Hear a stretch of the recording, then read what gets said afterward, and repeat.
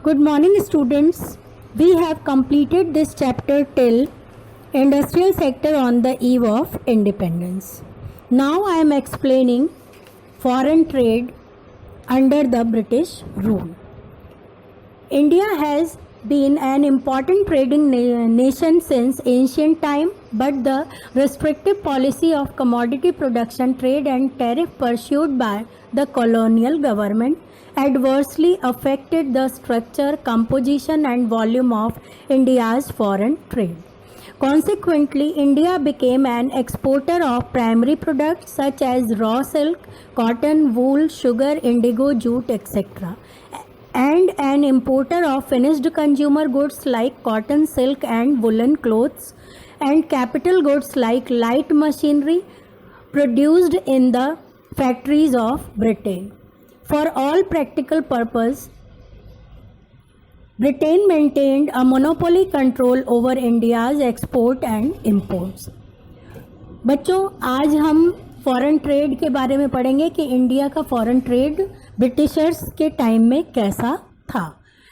आपने 10th class में भी पढ़ा था, इंडिया को गोल्डन बर्ड कहा जाता था। और क्यों कहा जाता था? क्योंकि इंडिया की स्कल्पचर, एग्रीकल्चर, एनिमल हस्बेंड्री ये सब बहुत वेल कंडीशन में थी या बहुत डेवलप्ड कंडीशन में थी। हम फॉरेन में बहुत एंशियंट टाइम से एक्सपोर्ट किया करते थे और उसके बदले हमें गोल्ड एंड सिल्वर कॉइन मिला करते थे, यानी सफिशिएंट अमाउंट में हमें गोल्ड मिला करता था। तो हमारी जो फॉरेन ट्रेड की कंडीशन थी वो बहुत स्ट्रॉन्ग थी। बट जब कॉलोनियल रूल स्टार्ट हुआ, ब्रिटिशर्स हमारी कंट्री में आए, तो उन्होंने क्या किया, हमारे इन सारे स्ट्रक्चर को एडवर्सली अफेक्ट किया और उसके कॉन्सिक्वेंसेस क्या हुए कि हम प्राइमरी प्रोडक्ट के एक्सपोर्टर बन गए। इसको आप अंडरलाइन कर लेना। India became an exporter of primary product. और कौन कौन से थे वो? रॉ सिल्क, कॉटन, वूल, शुगर, इंडिगो, जूट एक्सेट्रा। और इम्पोर्टर किसके हो गए हम? फिनिश्ड गुड के। इन्हीं रॉ मटेरियल से बने हुए सामानों के हम एक इम्पोर्टर हो गए। Cotton, silk and woollen clothes को हम ब्रिटेन से मंगाने लग गए। फिर कैपिटल गुड, मैंने प्रीवियस लेक्चर में भी समझाया था, कैपिटल गुड वो गुड होती हैं जिनसे फर्दर प्रोडक्शन किया जाता है। जैसे मशीन से सामान बनते हैं तो मशीन को भी तो कहीं बना के लाना पड़ेगा, तो वो मशीन फॉरेन यानी ब्रिटेन से बन के हमारी कंट्री में आती थी। और इनके पीछे पर्पस क्या था, इनका मोटिव वो था, Britain maintained a monopoly control. किस चीज़ पे? इंडिया के एक्सपोर्ट एंड इंपोर्ट को। इसको ब्रैकेट में आप फॉरेन ट्रेड भी लिख सकते हैं। फिर इन्होंने क्या किया था, फॉरेन ट्रेड को डेवलप करने के लिए कि फॉरेन ट्रेड बहुत अच्छी से ब्रिटेन और इंडिया के बीच में डेवलप हो सके, उसके लिए इन्होंने स्वेज कैनाल बनाई थी। और ये स्वेज कैनाल जो थी, इसका मेन मोटिव क्या था कि आसानी से शिप्स के थ्रू यहाँ से रॉ मटेरियल ब्रिटेन में जा सके और ब्रिटेन से इंडिया में बना हुआ या फिनिश्ड गुड जो है वो यहाँ पर आ सके। और ब्रिटिश का कंट्रोल जो था वो पूरे इंडियाज़ फॉरेन ट्रेड पर हो सके, इसके लिए इन्होंने स्वेज कैनाल बनाई थी। इसके अलावा रिस्ट्रिक्शन था, हम कुछ ही कंट्री के साथ फॉरेन ट्रेड कर सकते थे। वो थी चाइना, सेलोन जिसे श्रीलंका कहते हैं, पर्सिया जिसे प्रेजेंट में ईरान कहते हैं, उनसे हम फॉरेन ट्रेड किया करते थे। फिर उसके बाद हम देखते हैं कि इन्होंने क्या करना शुरू किया बच्चों, मोनोपोली कंट्रोल कर लिया और उसके बाद जो सरप्लस ट्रेड होता था उन सब पर इनका अधिकार हो गया था। सरप्लस का मतलब होता है जितनी कॉस्ट है उससे ज़्यादा अमाउंट में मनी मिलना जो होता है उसे हम सरप्लस कहते हैं। यानी जितने में हमने सामान बनाया, जैसे 5 रुपये में हमने सामान बनाया और 7 रुपये में बेचा है, तो जो 2 रुपया एक्स्ट्रा हमें मिला है ना, वो सरप्लस कहलाता है। फिर हमारी कंट्री में क्या था कि जो एसेंशियल थिंग थी, एसेंशियल थिंग कौन कौन सी थी?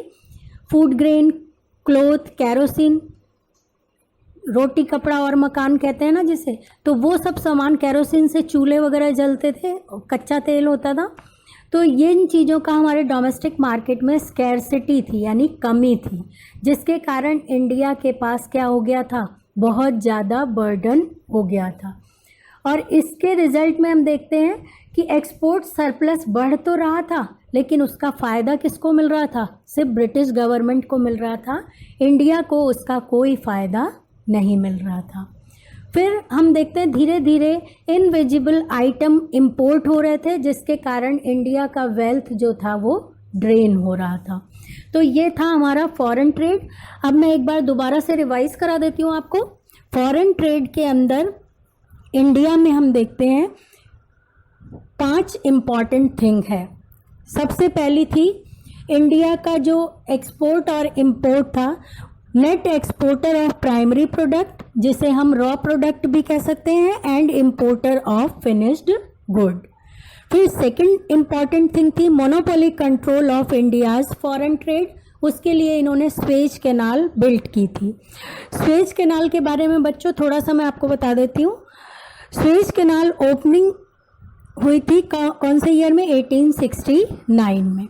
Opening of Suez Canal in 1869 significantly reduced the cost of transportation of goods between Britain and India, because this canal served as a direct route for the ships operating between India and Britain, avoiding the African continent. A significant reduction in transport cost prompted monopoly control of India's foreign trade by British government.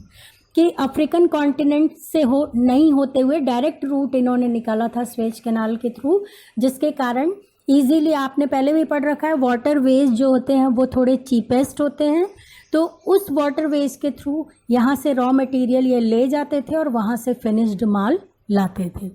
फिर है surplus trade but only to benefit Britishers. Surplus trade तो हुआ लेकिन उसका फ़ायदा किसको हुआ? सिर्फ ब्रिटिशर्स को हुआ। और लास्ट इम्पॉर्टेंट बात हमने पढ़ी, ड्रेन ऑफ इंडियाज वेल्थ।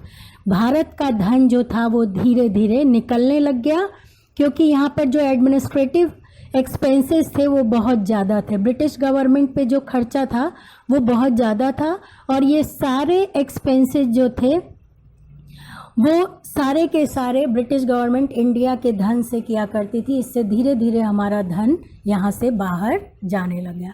अब इतने तक में कोई प्रॉब्लम हो तो आप मुझसे पूछ सकते हैं। बुक में भी आप अंडरलाइन करेंगे और नोट्स बनाते समय पॉइंट्स बना के नोट्स बनाएंगे। मैंने आपको बता दिए हैं 5 इंपॉर्टेंट बात थी इस फॉरेन ट्रेड में। दैट्स